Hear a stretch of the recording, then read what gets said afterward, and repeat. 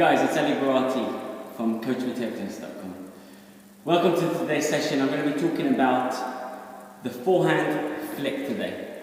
Now there's various types of forehand flicks, and also what's important is to understand what type of flick in terms of what kind of ball you get.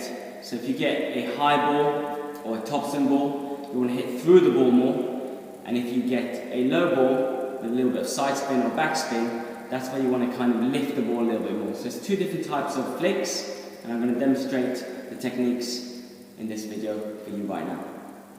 So let's talk about the technique. Something that might help you out here is to drop the ball in front of you like this. For me as a left hand, I'm going to have my left leg virtually touching the table. So for you, it would be as a right hander, it would be your right leg forward. So I have my left leg forward here, my arm is back, and I drop the ball in front of me. Now this is a high ball. When I get a high ball, I hit through the ball, very flat. So I'm here, and I hit through the ball, here, through the ball. Again, here, through the ball. The second technique is where you give it a little spin. You've got to accelerate before point of contact and just caress the ball rather than hit through it. So I'm here, and I'm caressing. I caress rather than hit through the ball. Okay, so that's the technique. Now I'm going to give you a few tips how to develop these techniques. So now that we've discussed the two different types of techniques, how do we practice it?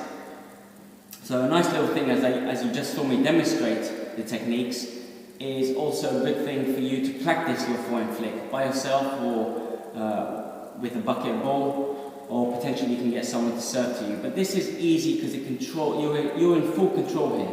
So if I drop the ball high, I can hit through the ball, here, through the ball. So this is a good exercise for me to practice hitting through the ball. Now if I want to practice spinning the ball a little bit, then I'll drop the ball lower down and I'll give it a little kick. And that's the difference between the two shots, and it enables me to really hone in on either the spin or the hit just by dropping the ball in front of me and practicing those two flicks. Control here. So if I drop the ball high, I can hit through the ball.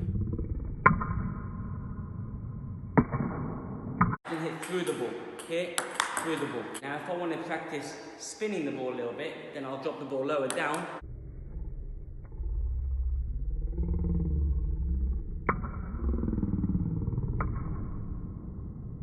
So here, and I'm caressing. I caress rather than hit through the ball. Tip number 2. When you're doing a flick, you want your wrist to go back. So a nice little thing for you to do is to have your hand straight like this on the white line. Take the wrist back, and you can have a ball here, and then you practice just pushing through the ball like that. Now you'll notice I'm using both my wrist and my forearm there, wrist and forearm. But when I finish, I don't finish with my wrist forward, I try and finish with my wrist slightly back. So if you look at it carefully here, my wrist starts back here, and then it flicks there. So I start with a backward angle, and then when I finish, it's almost dead straight with the back, in line with the back. So here, through. You don't even need the ball, you can just practice doing it here. Your elbow is in line with the white line, and then when you finish, just slightly in front of the white line, there. The white line is obviously going to be the ball. 3. This is a difficult one because it's personalized, so you have to be aware of what you like or what you don't like. So when I'm flicking, for me, personally, what I like to do is I like to relax and then squeeze the handle. I like to squeeze the handle when I'm doing the spin shot. I'm relaxing, then I squeeze the handle when I do the spin shot. When I do the flat shot, I'm kind of relaxed all the way through. I just go straight through it. So it's important what you like or what you don't like. Another little thing that you might like to think about is how you hold the bat. Timur, if you're watching carefully, he puts his finger right up. So he uses that finger to really go through the ball. So he puts it up here and then he directs it there, and he's got full control with that finger. But it's difficult because then you obviously have to get back into a neutral position with your handle. So you have to think whether it suits you and whether you've got quick enough reactions to do that.